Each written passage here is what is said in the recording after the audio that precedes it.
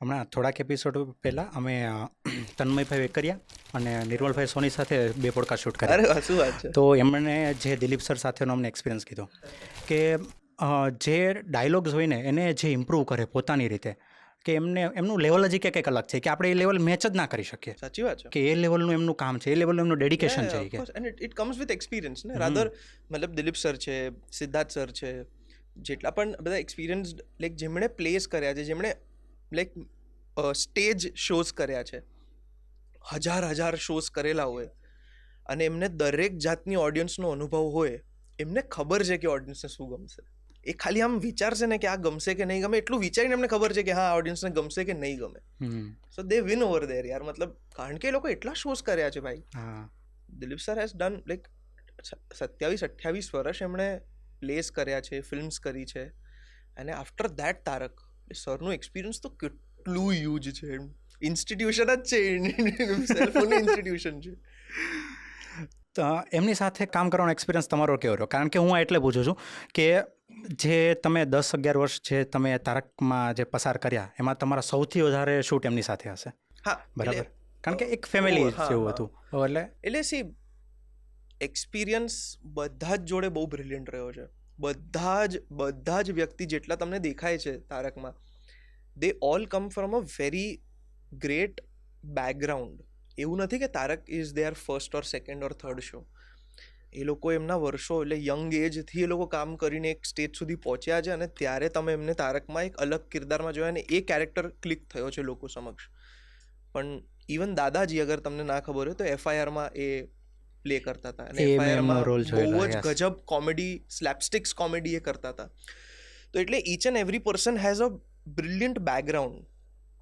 અને Dilip sir specially અગર એમની વાત કરું તો દિલીપ સર પાસેથી શીખવા બહુ બધું મળ્યું છે. અને બહુ જ મેજર વસ્તુ જે શીખવા મળી છે જીવન, કેરેક્ટરનું જે લાઈફ છે ને, character life, it is between action and cut. Okay. Action થાય ત્યારે કેરેક્ટર જીવે, કટ થાય ત્યારે કેરેક્ટર પોઝ થઈ જવું જોઈએ.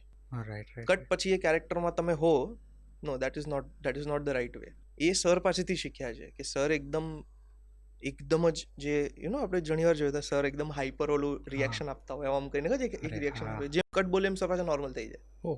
Within like fraction of second sir normal થઈ જાય. નોર્મલ એટલે આમ કંઈ જ નથી થયું, કંઈ એમનું બ્રીધિંગ પણ નોર્મલ થઈ જાય. ને તો યુઝ્યુઅલી શું થાય, કોઈ પણ કલાકાર અગર એક્ટ કરી રહ્યો છે તો usually majority of time it is always on there breathing.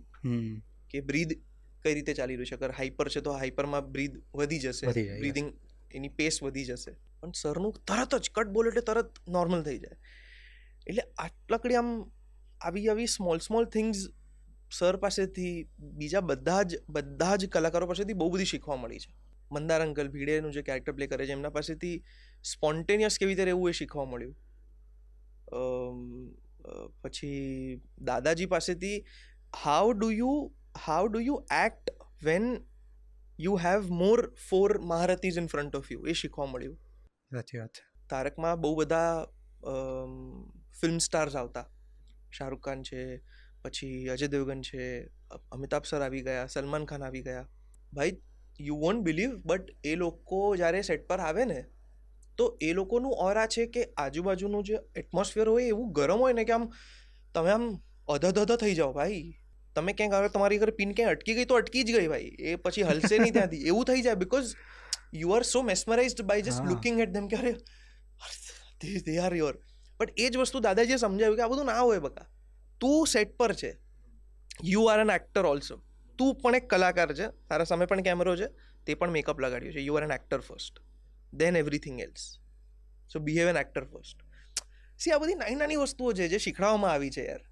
એના લીધે આપણે, એટલે મારા માટે તો તારક મહેતા સ્કૂલ જ હતું, એક ઇન્સ્ટિટ્યુશન જ હતું મારી માટે. આ બધા ગાઈડન્સના લીધે જ આમ કહેવાય ને કે આમ કલાકાર આમ અલગ નિખરી આવે, એ આના લીધે જ આવે. એટલે ભગવાનની દયા આપણને, ભગવાન માતાજીને પ્રાર્થના એટલે કે થેન્ક યુ, આવો રસ્તો બતાવ્યો કે આવા રસ્તે ચાલવું, એ બતાવ્યું, એ દયા છે ભગવાનની આપણા ઉપર યાર.